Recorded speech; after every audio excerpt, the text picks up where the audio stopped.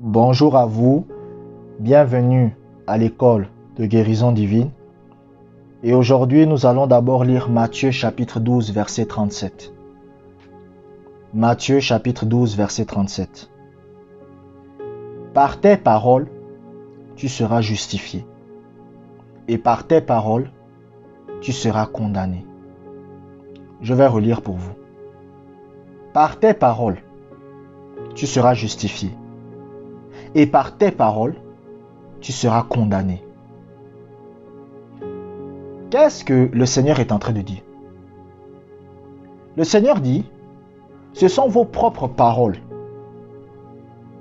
qui vont faire en sorte que vous soyez malade, et ce sont aussi vos propres paroles qui vont faire en sorte que vous soyez guéri. Vous devez comprendre une chose en tant que chrétien. Écoutez-moi très bien. Plus vous vous plaignez de votre maladie, est-ce que vous comprenez? Plus vous vous plaignez de votre maladie, plus cette maladie va devenir réelle dans votre vie. Plus vous passez à vous plaindre devant Dieu de votre maladie, plus cette maladie va devenir réelle dans votre vie. Est-ce que vous comprenez? Plus vous vous plaignez des douleurs, vous savez, il y a une différence entre se plaindre et informer quelqu'un. Par exemple, si vous arrivez chez le médecin, et le médecin vous dit vous avez quel problème, vous expliquez votre problème au médecin, ça ce n'est pas se plaindre. Ça c'est informer quelqu'un par rapport à votre problème. Par exemple, moi, il y a des personnes qui m'ont appelé, ils m'ont dit Josué, j'ai tel problème. Ça c'est pas se plaindre, ça c'est informer quelqu'un. C'est-à-dire vous informer la personne sur les problèmes que vous avez. Vous comprenez? Mais maintenant, lorsque vous dites aux gens les problèmes que vous avez pour que les gens compatissent avec vous, vous êtes en train d'emmener à l'existence la maladie. Par exemple, si vous avez des problèmes, je ne sais pas, au niveau de l'estomac. Bon, vous dites, j'ai des problèmes à l'estomac. La personne sait déjà que vous avez des problèmes à l'estomac. Mais si maintenant vous vous plaignez de ça tout le temps, oh, j'ai des problèmes à l'estomac, oh, ça ne va pas, oh, tous les jours, vous êtes en train d'accentuer la puissance de cette maladie. Est-ce que vous comprenez? Est-ce que vous comprenez? Plus vous vous plaignez d'un problème, plus cela devient réel. Est-ce que vous comprenez? Plus vous avez l'habitude de vous plaindre par rapport à une maladie, plus cette maladie devient réelle. Il y a une différence entre se plaindre et informer, je vous l'ai dit. Il y a une différence entre se plaindre et informer quelqu'un. Est-ce que vous comprenez? Quelqu'un qui se plaint, c'est quelqu'un qui dit aux gens ses problèmes pour que les gens compatissent avec lui. C'est-à-dire, vous allez voir quelqu'un, par exemple, il a des problèmes au niveau de la respiration, et il dit à ses voisins, à ses amis, à tout le monde ses problèmes. Ce n'est pas pour que ces problèmes soient réglés, mais c'est pour qu'on puisse compatir avec lui. Et lorsque vous faites ça, vous donnez de la puissance à la maladie. Lorsque vous faites ça, vous donnez à la maladie de la puissance.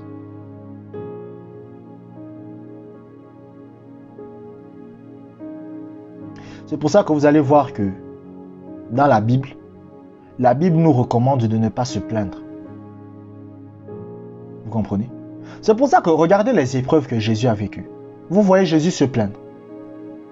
Est-ce que vous voyez Jésus dire aux gens, oh je ne comprends pas, vraiment, ça ne va pas, tous mes problèmes là, voilà, pourtant j'ai prêché l'évangile. Jésus ne se plaignait pas. Est-ce que vous comprenez? Jésus ne se plaignait pas.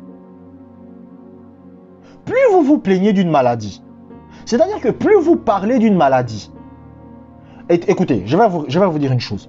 Plus vous avez tendance à parler d'une maladie, plus cette maladie-là va devenir réelle.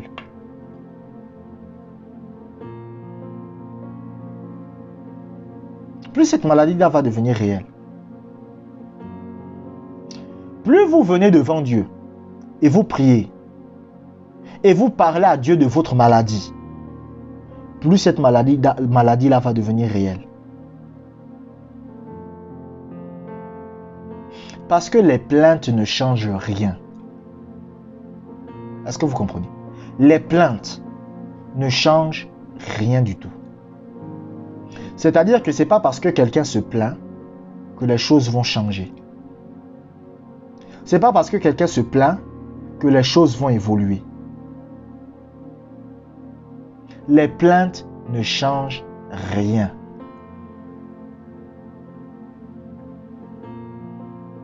Parce qu'il y a des gens, vous savez, se plaindre de sa maladie, ça change quoi? On peut informer quelqu'un de la maladie qu'on a, mais lorsque vous vous plaignez de votre maladie tous les jours, qu'est-ce que ça change? Oh, je souffre de telle maladie. Oh, qu'est-ce que j'ai fait à Dieu? Oh, ceci, oh, cela. Oh, mon Dieu. Oh, mon Dieu. Oh, vraiment. Oh, oh, oh. Mais quand vous faites ça, vous êtes en train d'accentuer le pouvoir de la maladie sur vous.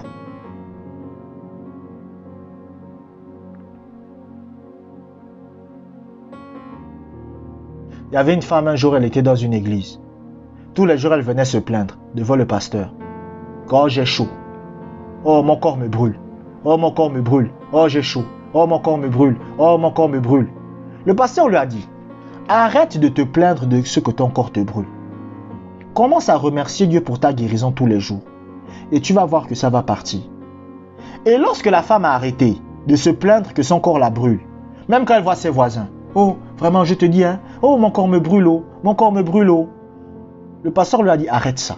Quand elle a arrêté ça, elle a commencé à remercier Dieu pour sa guérison tous les jours. Au lieu de se plaindre de sa maladie, elle a commencé à remercier Dieu tous les jours. Qu'est-ce qui s'est passé? La guérison s'est produite. Son corps a arrêté de la brûler. Parce que se plaindre de la maladie fait en sorte que la maladie devienne plus puissante. C'est pour ça que vous allez remarquer que il y a des personnes qui peuvent tomber malades aujourd'hui là. La maladie n'est pas très forte. Mais le lendemain, vous remarquez que la maladie a évolué. Pourquoi? Parce que la personne s'est plainte de ça. Est-ce que vous comprenez? Nous allons lire un deuxième passage biblique. Psaume, chapitre 50, verset 23. Psaume, chapitre 50, verset 23. Celui qui offre pour sacrifice des actions de grâce me glorifie. Et à celui qui veille sur sa voie, je ferai voir le salut de Dieu. Regardez le début. Celui qui offre pour sacrifice des actions de grâce me glorifie. Est-ce que vous comprenez? Le fait de remercier Dieu pour votre guérison va faire en sorte que Dieu se glorifie dans votre guérison. Est-ce que vous comprenez? C'est-à-dire que plus vous remerciez Dieu pour votre guérison, plus la guérison se manifestera. Est-ce que vous comprenez? Plus vous vous plaignez de votre... Écoutez, vous savez qu'il y a des chrétiens qui ont annulé leur action de grâce avec leur plainte. C'est-à-dire, je vais vous expliquer quelque chose. Si le matin, écoutez, suivez-moi très bien ce que je suis en train de dire. Si le matin, vous remerciez Dieu pour votre guérison, et à midi, vous vous plaignez de votre guérison, vous avez annulé ce que vous avez fait. Est-ce que vous savez ça? Est-ce que vous savez ça? C'est-à-dire que si vous remerciez Dieu pour votre guérison, et le soir, vous vous plaignez de votre maladie, vous avez annulé ce que vous avez fait.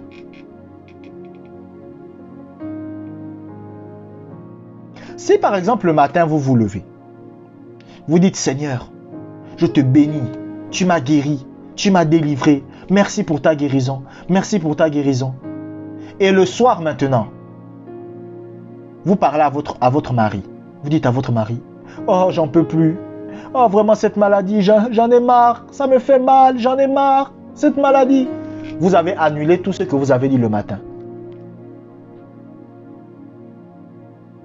Vous avez annulé tout ce que vous avez fait le matin. Je vous prends un autre exemple. Vous savez, c'est pour ça que Jésus était un grand pédagogue.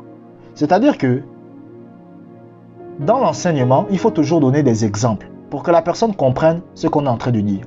Je vais vous donner un autre exemple. Voici quelqu'un qui a des douleurs à la cheville. Sa cheville droite le fait mal tout le temps. Tout le temps, il a mal à la cheville. Quand il se lève le matin, il remercie Dieu pour sa guérison. Oh Seigneur, merci, tu m'as guéri. Je te bénis, je suis délivré. Je te bénis, je suis guéri. Merci pour la guérison. Merci pour la bonne santé. Ma cheville est guérie au nom de Jésus. Maintenant, il part au travail. Quand il revient du travail, il voit son enfant. Et après, il commence à dire à son enfant, oh, oh mon fils, ma cheville là me fait souffrir. J'en peux plus de cette cheville qui me fait souffrir. J'en peux plus, ça me fait mal. J'en peux plus, j'en peux plus. Mais lorsqu'il fait ça, ce qu'il ne sait pas, c'est qu'il a annulé tout ce qu'il a fait le matin.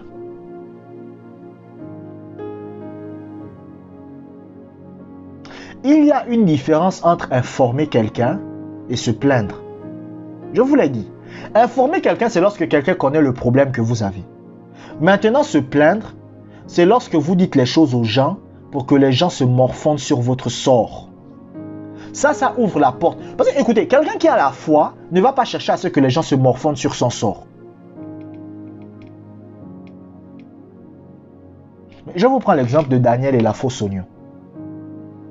Lorsque Daniel a eu la fausse oignon, vous pensez que Daniel est allé se plaindre? Moi, je suis sûr que Daniel était... Bon, je pense que Daniel avait des amis. Shadrach, Meshach et Abednego. C'était les amis de Daniel. Daniel est allé voir Shadrach, Meshach et Abednego et il a commencé à pleurer. Oh, vraiment, je vais mourir. La fosse au lion, je vais mourir. Non! Quelqu'un qui marche dans la foi, ce n'est pas quelqu'un qui cherche à ce que les gens s'apitoient sur lui. Je vous dis la vérité. Quelqu'un qui marche dans la foi, ce n'est pas quelqu'un qui cherche à ce que les gens s'apitoient sur lui. Il y a une différence entre informer quelqu'un et se plaindre. Quelqu'un qui informe quelqu'un, c'est-à-dire vous avez une maladie, vous dites à la personne, je souffre de tel problème. Ça, c'est informer quelqu'un. Maintenant, se plaindre, c'est lorsque vous voulez que les gens se morfondent sur vous. C'est lorsque vous voulez que les gens disent, oh pitié, oh, oh vraiment, oh, il a mal à la cheville, oh pitié, oh, oh Seigneur, pitié. Quand vous faites ça là, ça démontre que vous ne marchez pas dans la foi. Les chrétiens qui veulent que les gens se morfondent sur leur sort, c'est des chrétiens qui ne marchent pas dans la foi. Je répète ce que je viens de dire. Il y a une différence entre informer et se plaindre. S'informer de quelque chose, vous dites à quelqu'un votre problème et vous voulez la solution à votre problème. Ça, c'est s'informer. Maintenant, quelqu'un qui veut se plaindre, c'est quelqu'un qui dit quelque chose à quelqu'un pour qu'on se morfonde sur lui. Ça, c'est pas bon. Vous donnez à la maladie la puissance sur vous. C'est pour ça que vous devez apprendre à remercier Dieu pour votre guérison. C'est-à-dire qu'au lieu de vous plaindre, remerciez Dieu pour votre guérison. Le Seigneur a dit que l'action de grâce me glorifie. Donc ça fait que l'action de grâce fait en sorte que je puisse entrer dans votre vie et agir. Lorsque vous remerciez Dieu pour votre guérison tout le temps, vous permettez à Dieu de agir dans votre vie pour vous guérir. Est-ce que vous comprenez? Plus vous passez du temps à remercier Dieu, c'est parce que les gens ne connaissent pas la puissance de l'action de grâce. Vous comprenez? Lorsque vous êtes quelqu'un et vous avez l'habitude de remercier Dieu, oh merci Seigneur pour ma guérison, oh merci Seigneur pour ma bonne santé, oh merci Seigneur je suis guéri, oh merci Seigneur je suis délivré, oh merci Seigneur, oh merci Seigneur, oh merci Seigneur. Lorsque vous avez l'habitude de faire ça, vous êtes en train d'emmener le Saint-Esprit à guérir votre corps. Parce que le Seigneur lui-même a dit, l'action de grâce me glorifie. Donc, quelqu'un qui remercie Dieu pour sa guérison tous les jours, il est en train de forcer la main de Dieu à agir pour le guérir. Est-ce que vous comprenez? il est en train de forcer la main de Dieu à agir pour le guérir. Pourquoi beaucoup de chrétiens aujourd'hui ne sont pas guéris? Parce qu'ils ne remercient pas, mais ils se plaignent. Vous comprenez? Abonnez-vous pour des prochaines vidéos. Que la grâce du Seigneur soit avec vous.